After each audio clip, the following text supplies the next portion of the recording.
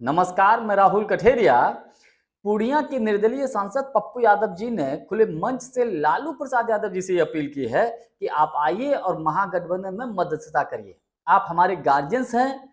सीटों के बंटवारे को लेकर जो पेच फंसा हुआ है महागठबंधन में, इस मामले को सुलझाइए।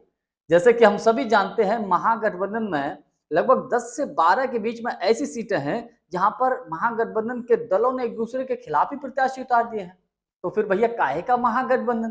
ये तो नाम का महागठबंधन रह गया है। ये तो एक ही दूसरे के खिलाफ तलवारें खींचे हुए हैं। तो यही अपील पप्पू यादव जी कर रहे हैं। तो पप्पू यादव जी किस हैसियत से अपील कर रहे हैं? सवाल सबसे बड़ा ये है। क्या कांग्रेस पार्टी ने अघोषित तौर पर पप्पू यादव जी को बड़ी जिम्मेवारी सौंप दी है, एक तरीके से कमान सौंप दी है? और दूसरी, कांग्रेस के भीतर या कांग्रेस के बाहर भी लोग ये सवाल उठा रहे हैं कि पप्पू यादव को इतनी वरीयता क्यों दी जा रही है? क्या पप्पू यादव ने कांग्रेस के अंदर या बाहर के लोगों को पछाड़ दिया है?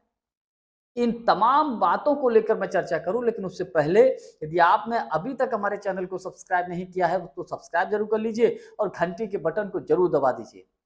देखिए, हम सब जानते हैं कि पप्पू यादव जी को लेकर तेजस्वी यादव जी बेहद इनसिक्योरिटी फील करते हैं।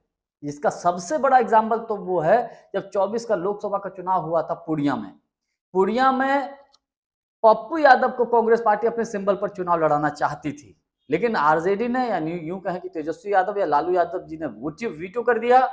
परिणाम यह हुआ कि इंडिया गठबंधन की तरफ से बीमा भारती जी को प्रत्याशी बनाया गया और तेजस्वी यादव जी ने खुले मंच से यह अपील की थी कि या तो इंडिया गठबंधन के प्रत्याशी को वोट दीजिए, और अगर इंडिया गठबंधन के प्रत्याशी को ना आप वोट दें तो एनडीए के प्रत्याशी को दे दीजिए। कहने का मतलब बीजेपी के जो समर्थित दल है उनके प्रत्याशी को वोट कर दीजिए, लेकिन पप्पू यादव को वोट मत करिए। ये तेजस्वी यादव जी का कहना था। लेकिन इसके बावजूद पप्पू यादव पूर्णिया की लोकसभा क्षेत्र से निर्दलीय चुनकर आए थे।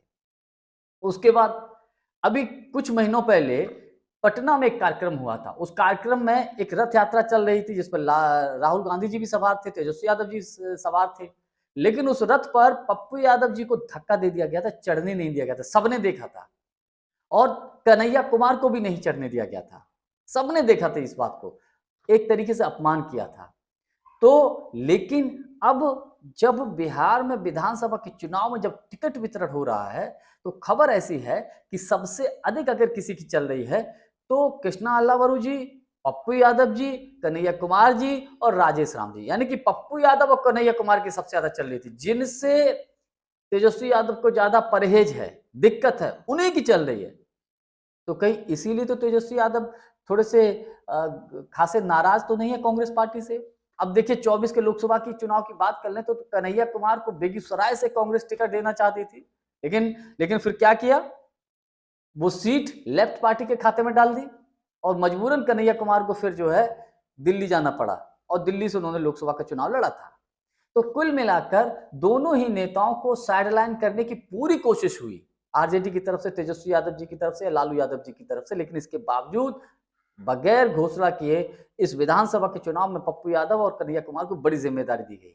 और एक बड़ी खबर, पूर्व प्रदेश अध्यक्ष अखिलेश प्रसाद सिंह जी के बेटे जो हैं वो इस वक्त एक विधानसभा क्षेत्र वहां पर आरजेडी के प्रत्याशी को जिताने की अपील कर रहे हैं, जहां जबकि वहां पर कांग्रेस के भी प्रत्याशी हैं।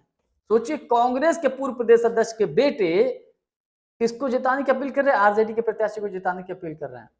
तो इन सारी चीजों को देखते हुए कांग्रेस भी समझ रही है, राहुल गांधी जी और प्रियंका गांधी जी भी इस चीज को समझ रहे हैं कौन कांग्रेस के साथ है और कौन कांग्रेस के साथ गलत कर रहा है, यानी कांग्रेस के साथ धोखा कर रहा है। इन्हीं सारी चीजों को देखते हुए भले ही घोषणा नहीं की गई, लेकिन पप्पू यादव और कन्हैया कुमार को बड़ी जिम्मेदारी बिहार में दे दी गई है। तो मेरा तो अपना व्यक्तिगत मानना यह है कि आने वाले समय में भी इनको बड़ी जिम्मेदारी मिलेगी और एक तरीके से पप्पू यादव ने पछाड़ दिया है कांग्रेस के अंदर के लोगों को भी और कांग्रेस के बाहर के लोगों को भी, और इसको लेकर कांग्रेस के भीतर ही कई लोग सवाल उठा रहे हैं। खैर, कुल मिलाकर लेकिन पप्पू यादव की एक खासियत तो है, इतना अपमान हुआ, टिकट नहीं दी गई, लेकिन इसके बावजूद उन्होंने पार्टी का विलय किया कांग्रेस में और आज कांग्रेस से कंधा मिलाकर बराबर कांग्रेस के लिए काम कर रहे हैं। अपमान भी सह रहे हैं लेकिन कांग्रेस के लिए काम भी कर रहे हैं। तो कार्यकर्ता और नेता होना चाहिए तो ऐसा होना चाहिए और उसी का परिणाम है। भले ही घोषणा नहीं हुई, लेकिन पप्पू यादव और कन्हैया कुमार को बड़ी जिम्मेवारी बिहार की विधानसभा के चुनाव में मिली है। एक तरीके से पप्पू यादव और कन्हैया कुमार ने मिलकर तमाम अपने विरोधियों को इस विधानसभा के चुनाव में निपटा दिया, जो कांग्रेस के अंदर भी थे या कांग्रेस के बाहर थे। जानकारी हमारी आपको कैसी लगी, कमेंट्स करके हमको जरूर बताइएगा। बहुत बहुत धन्यवाद। नमस्कार।